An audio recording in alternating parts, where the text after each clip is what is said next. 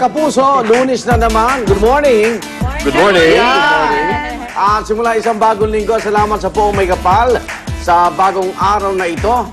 Bakit? Hindi natuloy yung Sabado? Naghintay ba kayo?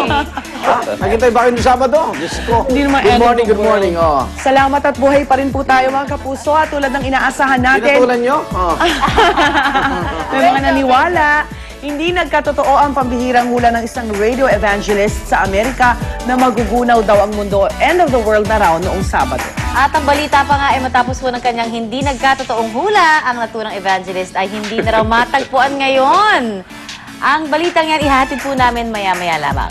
Kaya sa halip na magpapaniwala sa mga hula, mas palakasin na lang natin ang pananampalataya natin sa Diyos dahil napakaraming Siyempre. dapat ipagpasalamat sa ating buhay. Tulad lang ng mga masasayang summer outing kasama ang pamilya. That's right. Tama yan. Kaya this morning, pupunta tayo sa Ocean Adventure sa Subic para masaksiyan ng mga super cute tricks sa mga silayan doon. At syempre, tuloy pa rin ang paghahanda natin para sa balik eskwela. At ngayong araw din ang simula ng Brigada Eskwela. Kaya tutulong tayo sa pag-aayos ng mga silid-aralan sa isang pampublikong paaralan sa Caloocan City mamaya. Kaya simulan natin ang umaga ito sa mga balitang dapat yung malaman. Narito na ang ating top. Hirit mga igan! Yung bagyong Chedeng. Yan ang tawag sa Mercedes-Benz, di ba? Chedeng, nakapasok na sa Philippine Area of Responsibility. Ang bagyong ito, posible raw mag-iisang super typhoon. Samantala, Mindoro niyanin ng isang lindol kaninang hating gabi. Pagyanig naramdaman din dito sa Metro Manila. At radio evangelist na nagsabing magugunaw ng mundo noong Sabado, nawawala ngayon. Tignan nyo sa Quiapo. At mga motorista, ubod lang saya matapos ma-rollback na hanggang 2 piso ang kada litro ng gasolina kahapon. Darito na mga detalye mga igan. Bagyong Chedeng nakapasok na sa Philippine Area of Responsibility. Base sa ulat ng Pag-asa kaninang alas 4 ng madaling araw, natagpuan ang mata ng bagyo sa layong 880 kilometro silangan ng Guian, Eastern Samar. Nagtataglay ito ng lakas ng hangin na umaabot sa 95 km per hour at tinatahak niya pakanluran hanggang hilagang kanluran direksyon sa bilis na 13 kilometro kada oras.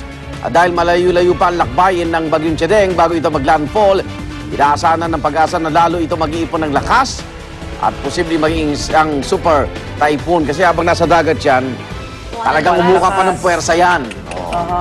Magandaan na dapat ngayon pa lang talaga. Yes. At ngayon nakapasok na po sa Philippine Area of Responsibility ang bagyong Chedeng. Pinaghahandaan ng iba't ibang ahensya ng gobyerno ang posibleng pananalasa nito. Inalerto na ng Office of Civil Defense ang lahat ng local government units para ngayon pa lang mapag-aralan na ang preemptive evacuation measures sa kani-kanilang lugar. Gaya na lamang po sa Albay na posibleng daanan ng bagyo, nakahanda na ang mga rubber boat na gagamitin sakaling tumaas ang tubig. Pinulong na rin ni Albay Governor Joey Salceda ang lahat ng alkalde sa probinsya. Maging ang Philippine Coast Guard, nakaalerto na ang mga units sa iba't ibang panig ng bansa. Muli nilang pinaalala sa mga mangingisda, huwag nang magtangkang pumalaot pa kung nakikitang sumusungit na ang panahon sa kanilang lugar. Sa kalkulasyon ng Pag-asa, maihahalin tulad ang bagyong ito sa Super Typhoon 1 na nanalasa sa bansa noong October 2010 dahil sa isa na itong tropical storm kahit noong hindi pa man ito pumapasok sa ating area of responsibility. Pero yung one, di ba, hindi naman ganong... Hindi ganun kalakas. Pero ganda tayo. Yun ang maganda eh. Pagandaan mo kasi weather yan eh. Kumbaga, weather din yan kung anong mo papakita ng masasabi lakas eh. niyan eh. Pwedeng malakas yan habang papasok ng ating, yung pag nag-landfall siya, pwede rin humina. Oo. Yes. Hindi ba? At Hopefully. nakuha sa dasal yan. Oo nga, Ang laging totoo. handa. Huwag niyo ipagdasal yung katapusan ng mundo. Actually, ang sabi nung ang na-predict niya katapusan ng buwan, malapit na eh. Oo nga. Ang dalawang linggo na lang eh, katapusan na ng buwan eh. Samantala, niyanigunan naman ng lindol ang Probinsyang Occidental Mindoro pasado alas 12 kaninang hating gabi. Base sa tala ng Philippine Institute of Volcanology and Seismology of EVOX, may lakas ito na magnitude 5.7.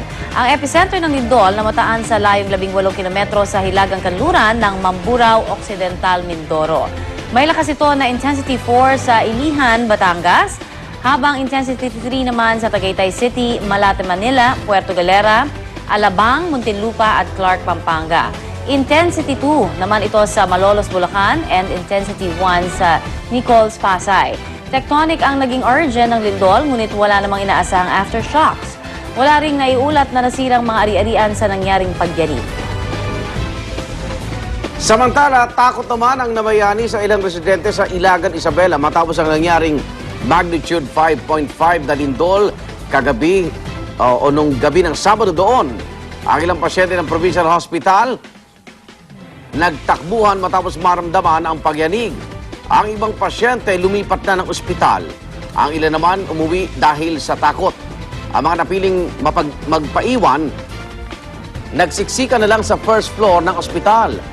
Ang ilang residente naman hindi na iwasang kabahan, lalo na't marami ang haka-haka na magugunaw nga ang mundo nung Sabado. May iba pang napatawag sa cellphone sa sobrang takot o di kayo napadasal. Naramdaman niyan sa Bayumbong, Nueva Vizcaya, ba't nagsasayawan? Ang lindol na natsembok pa sa kapistahan. Tahan kasi. Oh, hindi mararamdaman nung nagsasayaw yun.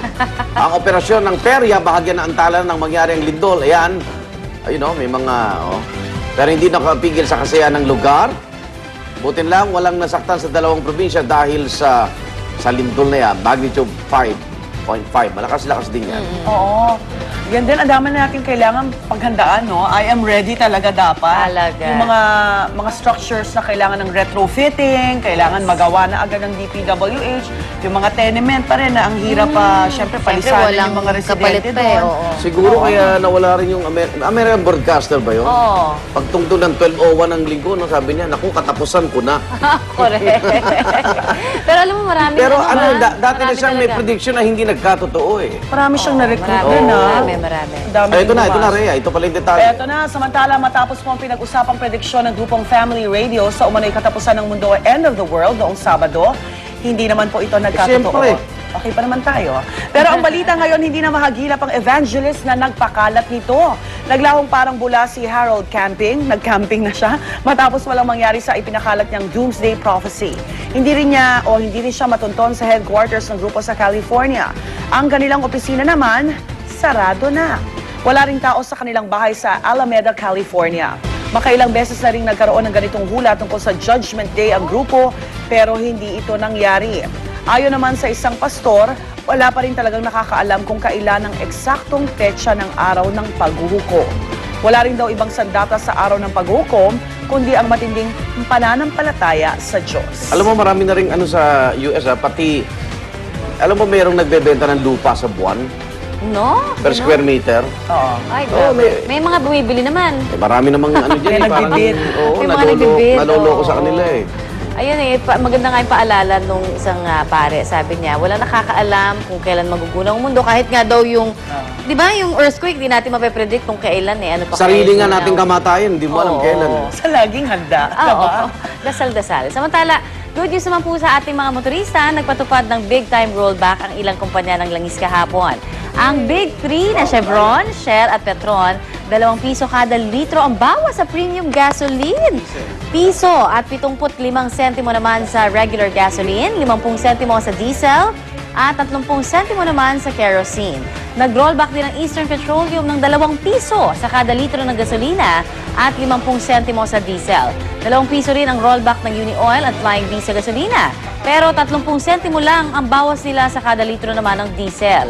Ito ng ikatlong linggo ng sunod-sunod na big-time rollback. Bunsod pa rin po yan ang pagbaba ng presyo ng crudo sa world market.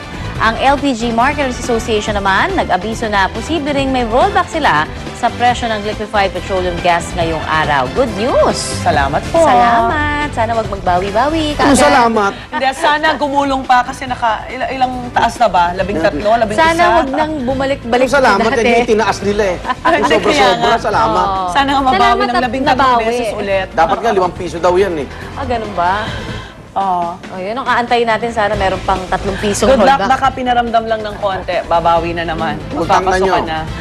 Alright, kaugnay naman ang pagkakapatay sa UP professor at journalist na si Cheat Estelia Simbulan.